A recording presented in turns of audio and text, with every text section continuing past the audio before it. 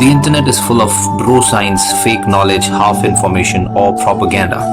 Your quest of reliable, authentic health information ends here. So subscribe this channel and hit the bell icon, and you never have to go anywhere else ever again.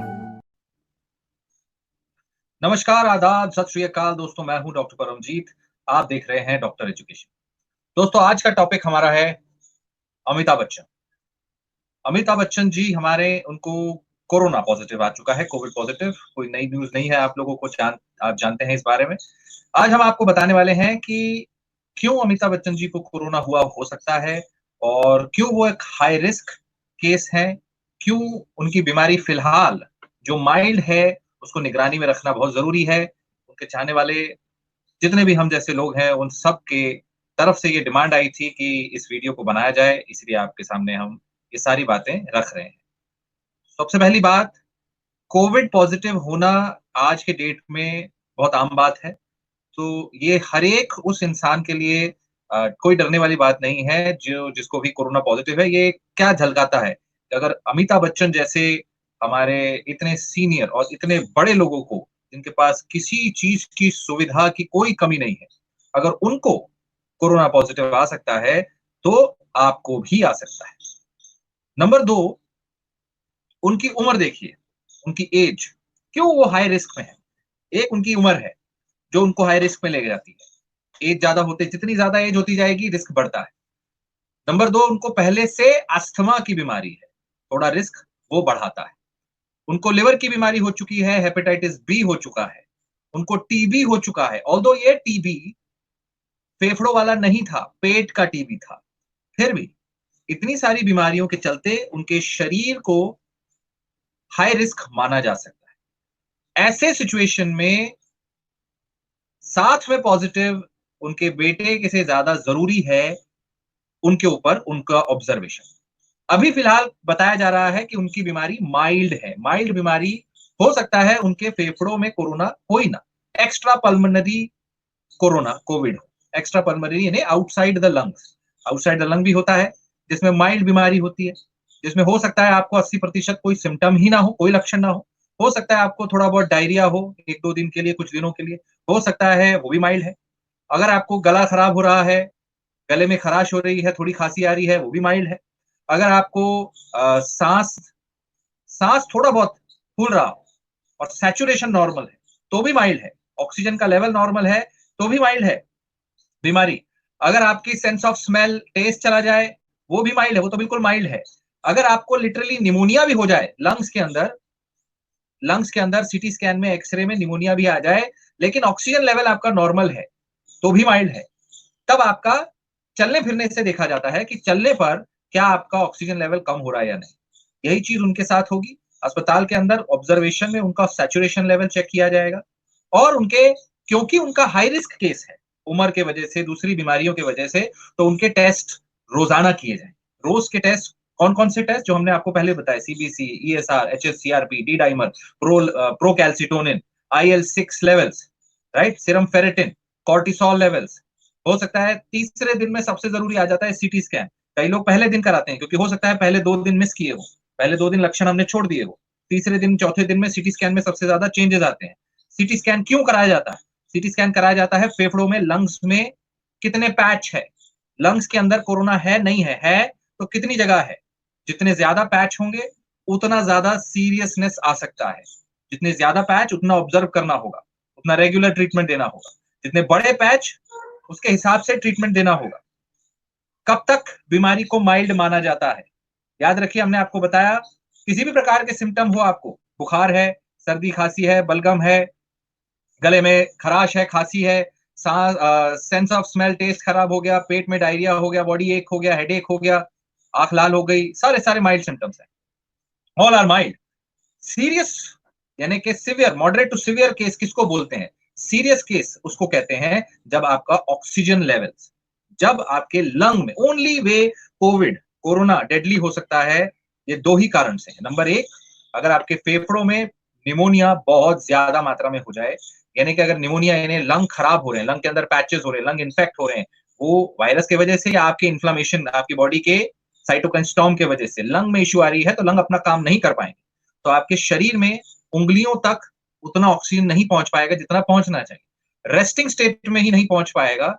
और उससे पहले initially चलने फिरने पे जब आप अपने body को चैलेंज करते हैं, 6 मिनट 10 मिनट वॉकिंग करते हैं, वॉकिंग पर, एक्सर्शनल डिस्निया यानी एक्सर्शन पे सांस फूलने लगेगा, एक्सर्शन पे ऑक्सीजन सैचुरेशन 4 या 6 से गिरेगा, 4 या 6 से गिरेगा, मतलब लंग्स पे निमोनिया हो रहा है, दिक्कत बढ़ने वाली है।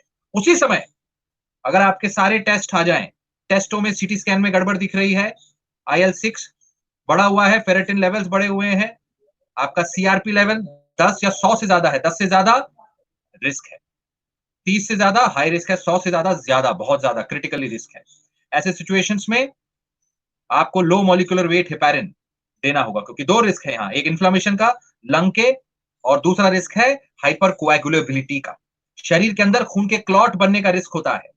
ऐसे केस में बहुत ज्यादा हाई चांसेस हैं कि अमिताभ बच्चन जी को हो सकता है लो मॉलिक्यूलर वेट हेपारिन यानी खून पतला करने की दवा दी जानी पड़े, हो सकता है दी जा रही हो, हम नहीं जानते, हो सकता है उनको स्टेरॉइड्स देना पड़े अगर उनके लंग के सीटी स्कैन में पैचेस ज्यादा आते हैं, अगर उनका ऑक्सीजन सैचुरेशन लेवल कम होना शुरू हो जाए।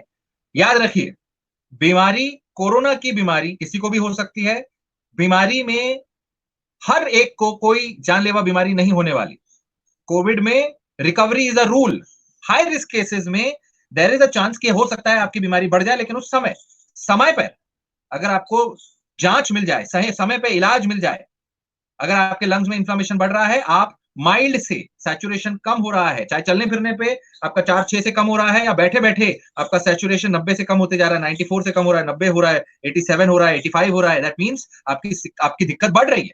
उसी समय आपको स्टेरॉइड मिल जाए, एंटीवायरल मेडिकेशंस मिल जाए, लो मॉलिक्यूलर वेट हेपारिन मिल जाए, ऑक्सीजन सपोर्ट मिल जाए। ये देखना होता है निमोनिया हुआ तो कितना हुआ, उसके बाद ऑक्सीजन की जरूरत पड़ रही है, मतलब क्या, यानी ऑक्सीजन से आपका ऑक्सीजन का सैचुरेशन लेवल वापस 95 के ऊपर आ रहा है कि नहीं आ रहा, 95 99। अगर आपको माइल्ड ऑक्सीजन चाहिए, लो फ्लो, 2 लीटर ऑक्सीजन से ही आपका आ जा रहा है, you are okay. High flow चाहिए, 4 लीटर 6 लीटर ऑक्सीजन चाहिए आपको, तो भी ओके। या फिर आपको उससे भी आपका ऑक्सीजन लेवल मेंटेन नहीं हो रहा, तो नॉन इन्वेजिव आपको यानी प्रेशर से ऑक्सीजन दिया जाना पड़ सकता है, और फिर भी नहीं हो रहा, तब वेंटिलेटर पे जाना पड़ सकता है। इन सब से बचाया जा सकता है अगर समय पे आपको antiviral medications, steroids, low molecular weight heparin दे दिए जाए। याद रखिए, इसमें माइल्ड टू मॉडरेट केसेस में आपके पास फैबी फ्लू है, सीरियस केसेस में रेमडेसिविर के इंजेक्शंस हैं जो डॉक्टर्स आपको हॉस्पिटल में देते हैं। Steroids, low dose steroids OPD basis पे भी दिए जा सकते हैं, या फिर हाई डोज स्टेरॉइड्स हॉस्पिटल में दिए जाते हैं। उसके अलावा fluid resuscitation, oxygen supply, oxygen जो दिया जाता है, ट्रीटमेंट ये किया जाता है। तो यही सारी चीज अमिताभ बच्चन के साथ इलाज होगा। उनकी बीमारी, कहा जा रहा है कि उन्होंने 10 दिन पहले एक डबिंग स्टूडियो में वो गए थे, जो हो सकता है सोर्स हो, क्योंकि डबिंग स्टूडियो एक क्लोज जगह होती है जहां पर वेंटिलेशन नहीं होता। ऐसे कोई भी जगह जहां क्लोज है, वेंटिलेशन नहीं है, वहां पे जो अगर एक भी पेशेंट आ जाता है और वो खांस देता है, बोल देता है, बोलता भी है, ख भी बोलता है, तो वो खांसी का उससे एरोसॉल जनरेट हो जाते हैं, वो काफी देर तक वहां पे घूम सकते हैं, क्योंकि वहां वेंटिलेशन नहीं। और वहां एक भी पेशेंट है और दूसरे लोग आ गए तो उनके अंदर आराम से जा सकता है, और उस एक भी पेशेंट से घर में फैल सकता है, अपने घर में आसपास जो भी रह रहा है उसको फैल सकता है। तो ऐसे में हर वो इंसान जो ऐसे पेशेंट के आसपास रहा हो जिसका कोविड पॉजिटिव है, जैसे अमिताभ बच्चन जी के पास अगर कोई पिछले 10 दिन में आधे घंटे से ज्यादा रहा है, वो हाई रिस्क है।